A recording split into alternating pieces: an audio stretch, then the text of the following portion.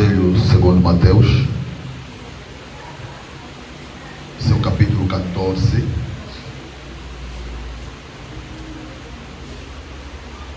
Mateus, capítulo 14.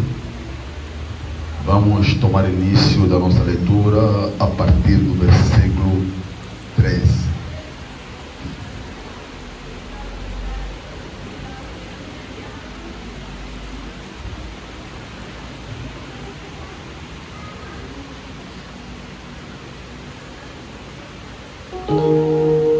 Mateus capítulo 14, versículo 13. Quem já encontrou, diga amém.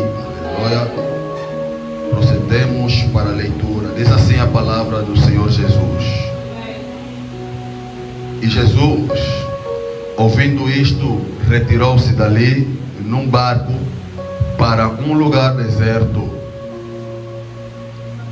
apartado, e sabendo o povo, seguiu a pé desde as cidades. E Jesus, saindo, viu uma grande multidão e, possuído de íntima compaixão para com ela, curou os seus enfermos. E sendo chegada a tarde, os seus discípulos aproximaram-se dele, dizendo: o lugar é deserto e a hora já é avançada. Despede a multidão para que vão pelas aldeias e comprem comida para si. Jesus, porém, lhes disse: não é mister que vão, dai-lhe vós de comer. Então eles lhe disseram: não temos aqui senão 5 pães e 2 peixes. E ele disse: trazei-mos aqui. E tendo mandado que a multidão se assentasse sobre a erva, tomou os 5 pães e os 2 peixes, e erguendo os olhos ao céu, os abençoou, e partindo os pães, deu-os aos discípulos, e os discípulos à multidão. E comeram todos, saciaram-se, e levantaram dos pedaços que sobejaram 12 cestos cheios. 21 e o último versículo. E os que comeram foram quase 5.000 homens, além das mulheres e crianças. Pai, glorificado sejas tu, exaltado acima de tudo e de todos neste lugar. Poderoso Pai, eis aqui a sua palavra, eis aqui o seu povo, eis aqui o momento que o Senhor congrega os teus filhos para que sejam sustentados pela sua palavra. Pai, retira-me da tua aljava e acerta o teu alvo nesta manhã. Vale mais um dia na tua presença do que 1000 em outros lugares. Há maior prazer estar na tua casa com os teus conservos, com teus filhos, com os meus conservos, do que casa onde há contenda, onde há dor, onde há perdição, onde há pecado. Senhor, deixa que o seu nome seja glorificado por meio desta palavra na vida de cada um que está aqui presente. Permita que eu permaneça na frequência da sua glória, meu Pai da glória, e na sintonia do teu Espírito. Meu Pai, que eu esteja, meu Pai da glória, nas ondas da tua graça, meu Pai da glória, e na estação do teu poder neste dia, meu Pai da eternidade. Pai, fala uma palavra para o seu povo no dia de hoje. Nós cremos e confiando na transformação total, na impactação total e na manifestação gloriosa, transformadora do teu Espírito sobre cada um presente neste lugar. Esta é minha oração, crendo e confiando em ti, em o nome de Jesus Cristo, porque a tua palavra permanece no céu e é ministrada, é revelada aqui na terra por meio do teu Espírito. E é esse Espírito, meu Pai, que opera neste lugar para revelar a sua palavra no coração e no entendimento da tua igreja, em o nome de Jesus. Amém. Glórias a Deus. Tome teu assento. Estamos a glorificar a Deus porque o Senhor é bom.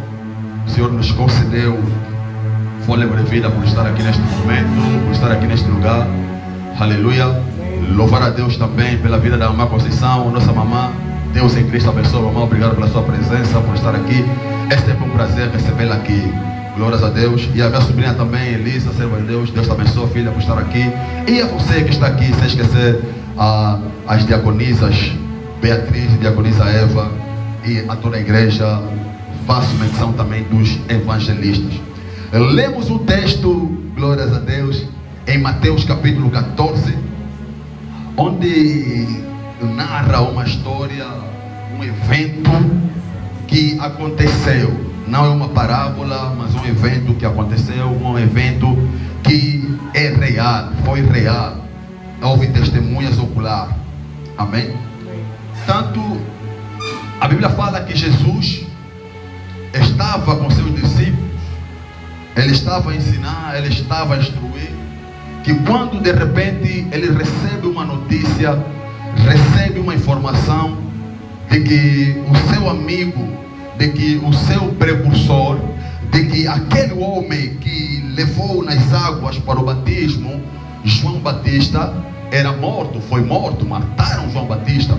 Então Jesus entrou numa situação de lamentação pela vida do seu primo, do seu parente, João. E a Bíblia fala que João morreu de uma forma que todos conhecemos, que quando Herodes dando uma festa, e a sua sobrinha, a filha de Herodias, a Herodias, ela dançava perante Herodes, e Herodes gostou da dança, gostou tanto da dança que disse para a menina: pede o que tu quiseres que eu te darei, porque a forma que você dançou me alegrou. Está a animar as festas. Por isso é que você vê que algumas pessoas, algumas doutrinas, algumas religiões não vão pela dança, não festejam quem dança, ou seja, não se alegram com a dança, porque baseiam-se nesta passagem, porque perante uma festa, é perante uma dança que um servo de Deus foi decapitado e foi morto. Aí Herodes manda decapitar o João e coloca a sua cabeça num tabuleiro, e ela leva para a sua mãe, porque a sua mãe disse, a menina foi consultar a sua mãe, e a sua mãe disse: peça a cabeça de João Batista e tenha cuidado com quem é teu conselheiro. É necessário que a gente tenha em noção quem é a pessoa que a gente dá ouvido para nos aconselhar, quem é a pessoa que a gente vai apresentar as nossas situações e esperamos receber por parte daquela pessoa um conselho, uma advertência, uma orientação, porque há pessoas que nos orientam para a perdição e não para o caminho da salvação. Jesus se afastou, estava triste, era humano, foi no monte para se isolar, para chorar, para lamentar pela morte de João. A Bíblia fala que quando ele sobe no barco para ir para o outro lado lamentar, o povo que não poderia subir no barco começou a caminhar à beira-mar para ir ao encontro de Jesus. Quem não quer ter encontro com Jesus? Não importa a dificuldade, não importa a situação, quando se trata de Jesus, aonde ele estiver, nós precisamos estar lá. Então o povo caminhou até onde Jesus estava. A Bíblia fala que quando Jesus chega naquele lugar, ele vê a multidão, vê o povo, e ele enche-se de compaixão pelo povo, porque tinha doentes, tinha endemoniados, tinha enfermos. A Bíblia fala que ele começou a curar. E quando ele começou a curar, ressuscitando mortos, ensinando, curando, libertando o povo, os discípulos vêm até Jesus e dizem: já se faz tarde, dispersa a multidão. Cuidado que tem pessoas que vêm para nos afastar da presença de Deus. Tem pessoas que não se alegram por saber que você é servo de Deus. Tem pessoas que se enchem de inveja, enchem-se de armadilhas para te afastar da presença de Deus. Os discípulos queriam afastar o povo da presença de Deus. Por quê? Porque eles diziam que tinham fome. Jesus disse: não convém afastar o povo da minha presença se vocês podem lhe dar de comer. Não convém retirar o povo da minha presença se você pode dar um pão para essas pessoas comer. A Bíblia fala que eles disseram que a cidade está longe, nós não temos absolutamente nada. Mas algo me chama a atenção, algo que João faz referência, mas Mateus não faz referência. Em João capítulo 6, versículo 9, trata do mesmo assunto, mas o João toma em referência uma questão. Aqui Mateus diz que nós só temos 5 pães e 2 peixes. Mas quando eu vou meditar em João capítulo 6, versículo 9, a Bíblia fala que quando os discípulos vão até Jesus, eles dizem que não temos nada, mas no meio do povo tem um rapaz tem um menino e ele tem 5 pães e dois peixes. A Bíblia não faz referência do nome deste menino. A Bíblia não faz referência dos pais desse menino. A Bíblia não faz referência de onde veio aquele menino. Mas ele diz que o menino tem 5 pães.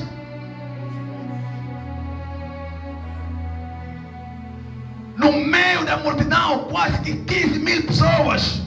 Porque a Bíblia fala que tinha 5 mil homens, sem contar as mulheres e as crianças. No meio de mais de 15 mil pessoas, tinha um rapaz que tinha pão e peixe. O rapaz não tem nome. Eu não sei se você conhece a Bíblia melhor do que eu. Já leste quantas vezes a Bíblia e conhece o nome desse menino. Até aqui, pastor, eu não encontrei. A Bíblia só fala que o rapaz tinha pão. O rapaz não tinha nome.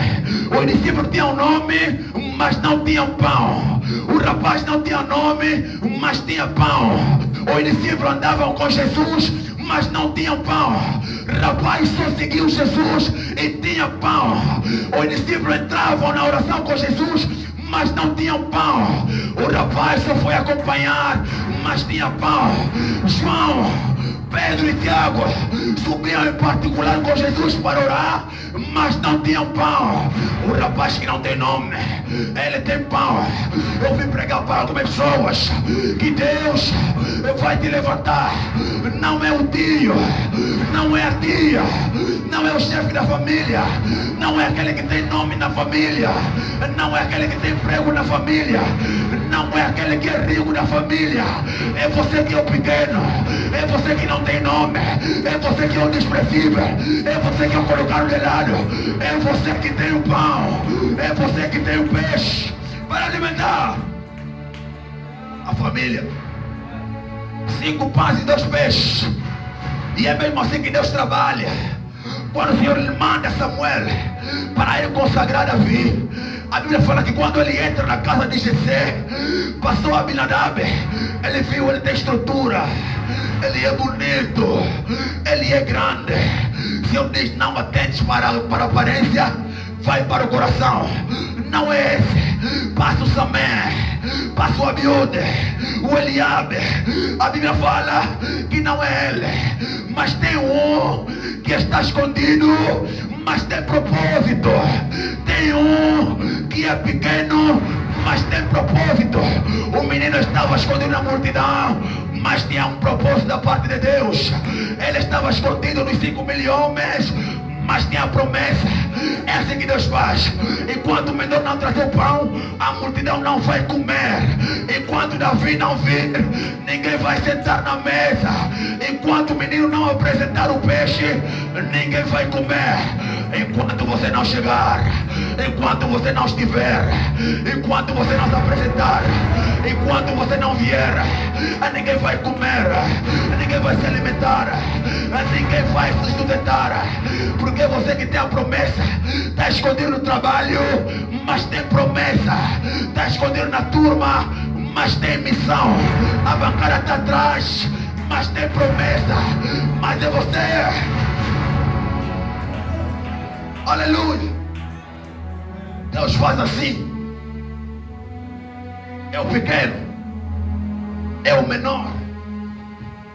Vão dizer que você não pode, que você não é. Mas é você que Deus está a chamar. Porque Deus não é Deus de aparência, é Deus que trabalha com preferência. Enquanto os outros têm aparência, eu prefiro ter a preferência. A preferência da parte de Deus. Eu prefiro ser a preferência de Deus do que ter aparência diante. Aqui o pães e os peixes.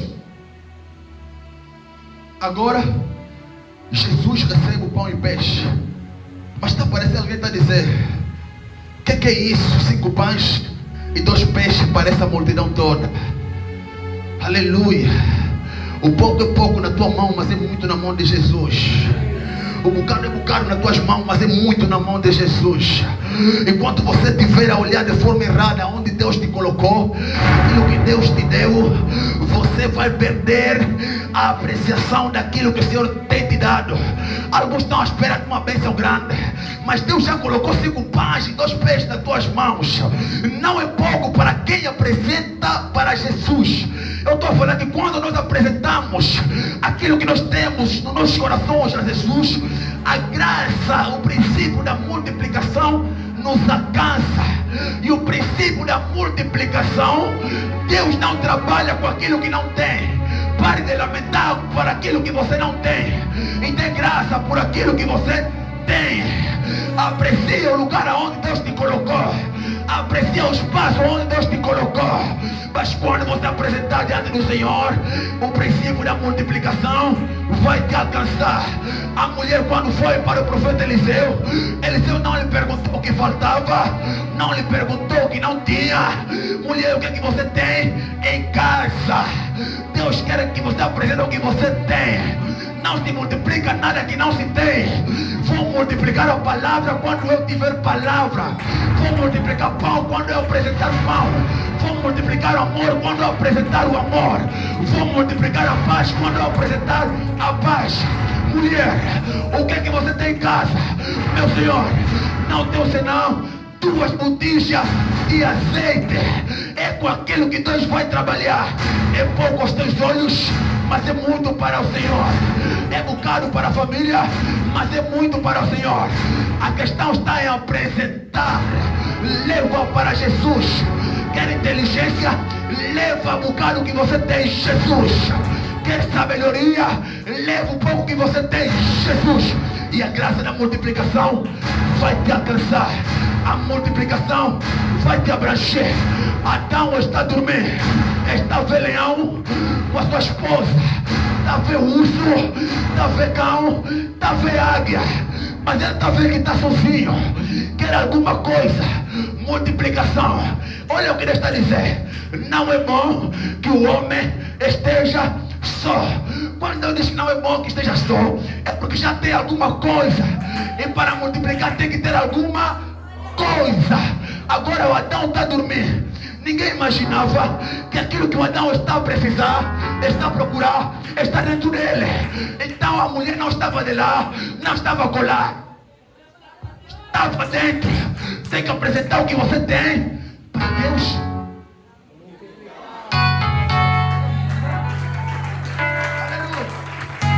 Agora a multiplicação obedece o princípio. Jesus, quando recebe o pão, ele diz o quê? Pai, eu te dou graça. Nós agradecemos depois de receber, depois de multiplicar ou antes de multiplicar? Jesus está agradecendo antes de multiplicar. A questão é que o povo tem fome, mas ele já está agradecendo. A questão é que o povo quer pão, mas ele já está agradecendo. Então você precisa agradecer por aquilo que você ainda não recebeu. Mesmo antes de chegar à tua mão, você já está agradecendo. Eu estou a falar da manifestação da fé. Ainda não tomei posse, mas eu já estou a agradecer. Ainda não recebi, mas eu já estou a agradecer. Ainda não tenho emprego, mas o style é tipo de empresário. Ainda não tenho casamento, mas eu já estou a aprender a arrumar a cama. Aleluia. Agradeça antes de você receber. Eu não sei se você agradeceu a Deus hoje, mas agradeça por aquilo que você não tem, por aquilo que você está à espera. Lança fé. Jesus botou fé nos pães, por isso agradeceu. Aleluia. Então nós precisamos agradecer antes de receber. Eu, se não te oferecer nada, você não vai me agradecer, mas se tu dá alguma coisa, você vai dizer obrigado. Essa é a lógica do homem, mas a lógica de Cristo é primeiro agradecer para depois receber. Jesus deu graças. Aleluia. Agora, dando graça, o pão está na mão dele. Ele pega o pão e dá para os discípulos. Dá para os 12 discípulos. A Bíblia diz que eram 5.000 homens, sem contar as criancinhas e as mulheres. Os discípulos estão a pegar o pão, estão a dar na mamãe. dá um nesse pai, dá um no outro pai. É Deus que deu aos discípulos para distribuir. Enquanto Jesus está aqui, eu não sei se a feira dos discípulos, se a feira do povo que estavam à espera do pão. O homem que está lá no número 5.000, o homem de 3.000, não sei se também está a manifestar a fé dele, porque o pão não caiu 5.000. Só sei que o Pedro recebeu, passou o Tiago, Tiago deu ao João, João deu naquele pai que estava aí o número 1, mas o número 3.000 também só está a observar. Não sei se ele tem fé, mas é necessário que se manifeste a fé. A manifestação da fé é acompanhada pela paciência. Enquanto um está sendo abençoado, porque Deus, quando multiplicou o pão, já te contou, já contou contigo. Você já estava lá, ainda não chegou minha vez, mas eu sei que Deus já me contou. Ainda não chegou minha hora, mas eu sei que já me chegou. Chegou no 1.000, eu sou 3.000, mas o pão está a continuar a vir, o pão está a continuar a chegar. A quem não tem paciência, vai levantar, vai na cidade e procurar pão do jeito dele. Já que Deus não está a me dar, eu tenho embora e procurar meu pão. Não dá o teu jeito não tem jeito. É no jeito de Jesus que dá jeito. Agora ele está dividindo. O homem dos 5.000 só está à espera. Mas Jesus, eu tenho fome.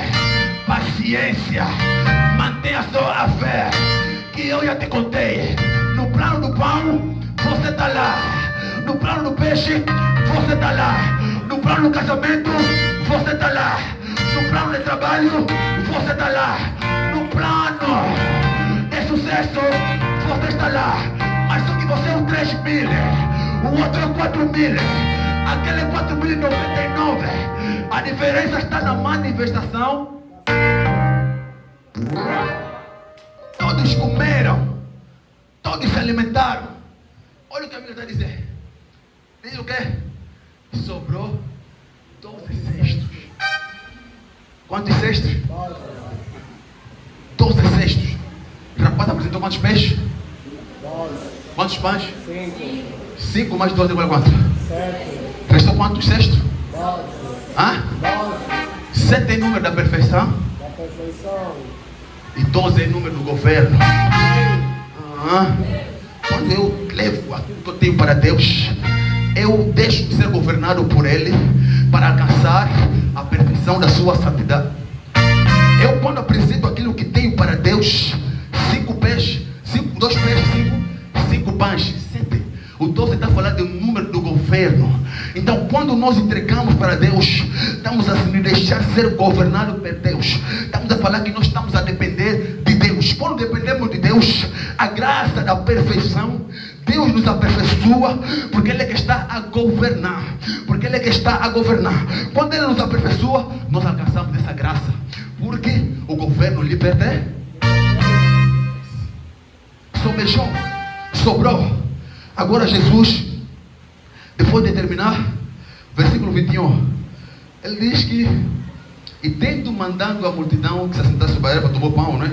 Abençoou. Vê o que ele está dizendo. Versículo 21. E os que comeram foram quantos? 5.000. E sem contar as mulheres e as crianças. 22. E logo Jesus ordenou que os seus discípulos entrassem aonde? No barco. E fossem adiante para o outro lado, enquanto despedia o quê? Estou aqui a imaginar Ele dando pão nos discípulos para distribuir. 12 discípulos para mais de 15.000 pessoas. Pedro, com seu saco, está a distribuir os pães. João também no outro lado, com seu saco, está a distribuir os pães. Agora Jesus está a dizer: já comeram, povo? Agora vocês sobem no barco e vão. Eu estou a ver Jesus a receber o saco de pães que sobrou no Pedro, está a receber o saco de pão que sobrou no João, o saco de pão que sobrou no Tiago. Jesus está a receber. Agora vocês sobem no barco e vão para o outro lado. Estou a dizer que Jesus vai se encarregar da tua situação quando você obedecer a voz dele. Jesus vai se encarregar do teu trabalho quando você obedecer o mandado dele. Há mandado de Jesus que é para você ter novas experiências. Para ter novas experiências, precisa sair de alguns lugares. Quando Jesus te orienta para ir para o outro lado, Ele está dizendo: filha, vem só o culto, vem só tocar, vem só varrer a igreja. Enquanto você está varrendo a igreja, eu estou a me encarregar da tua situação. Enquanto você está fazendo a minha obra, eu estou a me encarregar das tuas lutas. Enquanto você está cumprindo com a minha missão, eu vou me encarregar do trabalho. O pão que era para você distribuir, deixa comigo que eu vou arrumar a casa. Aquilo que você tem que fazer, deixa comigo. Só obedeça. Vai viver novas experiências. Lá foi. Despediu a multidão, 23, vai na Bíblia. E subiu aonde? Ao monte. Para fazer o quê? Orar. E chegada já tarde, estava ali só.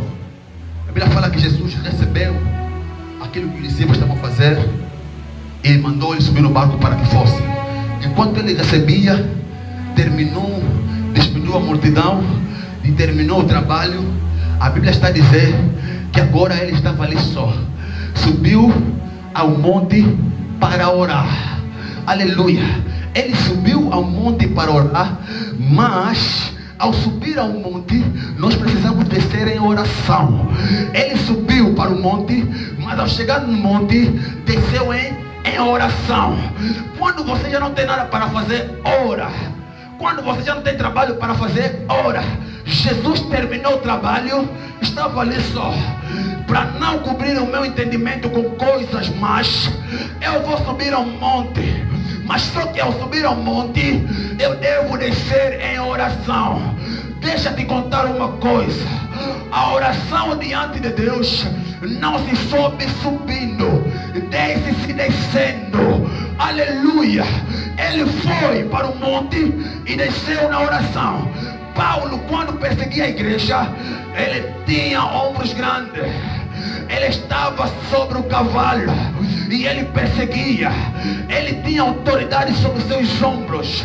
Mas a Bíblia fala que quando queremos manter encontro com Jesus, seja no lugar íntimo, no lugar secreto, nós precisamos descer.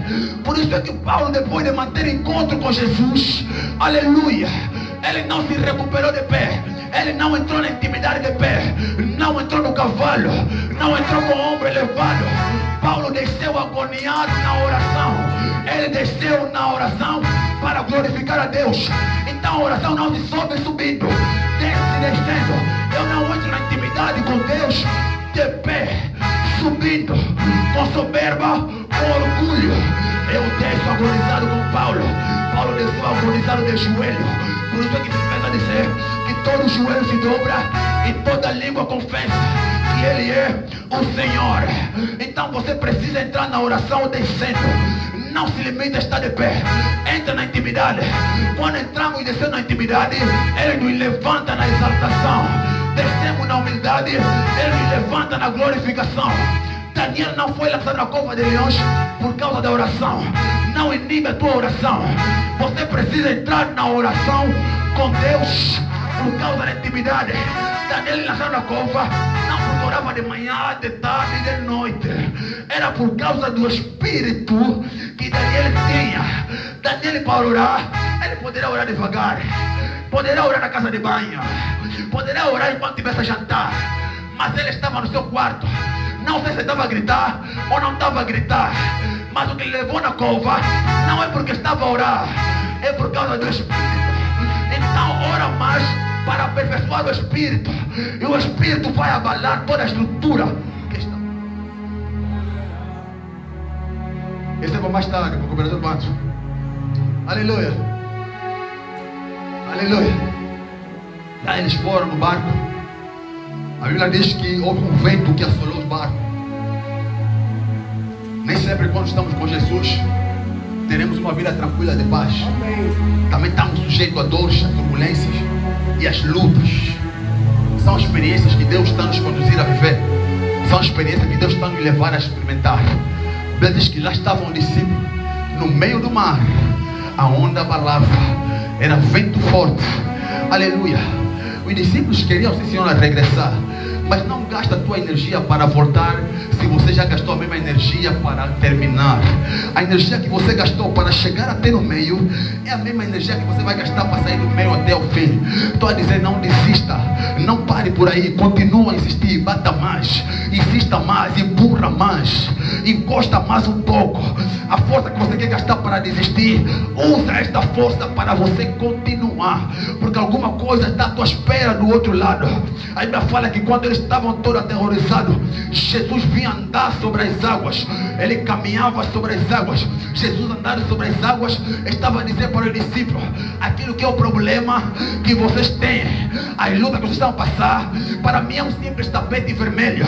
Eu desfilo sobre o problema, eu desfilo sobre as lutas, eu desfilo sobre as situações. Enquanto você está perdendo a fé por causa desta luta, eu, mestre, estou a desfilar. É uma passadeira para mim, é um calçadão para mim, porque para mim nada é impossível. Aliás, Deus é Deus do impossível. Aleluia. Aquilo que para ti é dor, para ti é luta, para Deus não é impossível. Deixa eu te contar um segredo da Bíblia. A Bíblia começa com Gênesis, Bereshit, no princípio. E Bereshit começa com a letra Bet. No alfabeto hebraico, Bet é a segunda letra do alfabeto. Aleluia. E no alfabeto hebraico, a primeira letra é o Aleph, que significa Adonai, que significa Elohim. Por que a Bíblia não começa com A de Aleph do princípio, do primeiro, que tem a numeração de número? Começa com B, com Bet. Há um segredo escondido na Bíblia que você precisa descobrir. Mas quando a gente vê do primeiro versículo ao último versículo da Bíblia, vamos ver que a Bíblia terminou com Amém. O Amém termina com Nu. Nu é a última letra do alfabeto e tem a sua inicial N. Quando nós juntamos o Bet e o Nu, dá o resultado de Beton. Esse Beton em hebraico está a dizer filho, significa filho. Então, do princípio da Bíblia até o fim da Bíblia é sobre filho. Não é sobre o homem, não é sobre o pai, não é sobre intelectualidade, não é sobre capacidade, é sobre filho. A revelação que está aqui é sobre filho. A profecia que está aqui é sobre filho. Por isso começou com B, terminou com Nu. É Beton, é filho, é Jesus, é o Emanuel, aquele que é o princípio, aquele que é o fim, aquele que é o alfa, aquele que é o ômega, aquele também que é o Emanuel, que está sempre conosco, está sempre ao nosso redor, aquele que é o príncipe da paz, aquele que é o Deus do impossível. Então, diante das lutas, diante das situações, nós só vamos clamar pelo Filho. Não há outro nome, não há outra pessoa, não há remédio, não há macumbaria, não há presidente, não há governante. É tudo sobre Filho. It's all about Jesus. É tudo acerca de Jesus, é tudo sobre Ele. A minha saúde é sobre Ele, as minhas finanças sobre Ele, o meu casamento é sobre Ele, o meu ministério é sobre Ele. Quando temos um Filho, nós temos estrutura. Por isso, quando querem se converter, se dizemos receba Jesus, dá para te falar, toma a palavra. É tudo sobre Ele, é acerca dEle, é para Ele. Na tribulação, Jesus. Nas lutas, Jesus. Não sei ler, não posso ler, é só falar em nome de Jesus, em nome do Filho, porque tudo que você vai ler vai tratar do Filho, porque o Pai deu. Aleluia. Ben significa filho. Aleluia. Esse é o maior segredo da Bíblia. É tudo sobre Ele. Eu quero terminar. Agora o Pedro está dizendo, Jesus caminhando, se és tu mesmo, manda-me viver contigo. Vem. A experiência que se vive fora do barco. Alguém precisa sair do barco para experimentar nova experiência. O nível do barco é para o Tiago, é para João, mas o nível do mar é para Pedro. A dimensão de estar aí a balançar é para alguns, mas para Pedro é de pisar.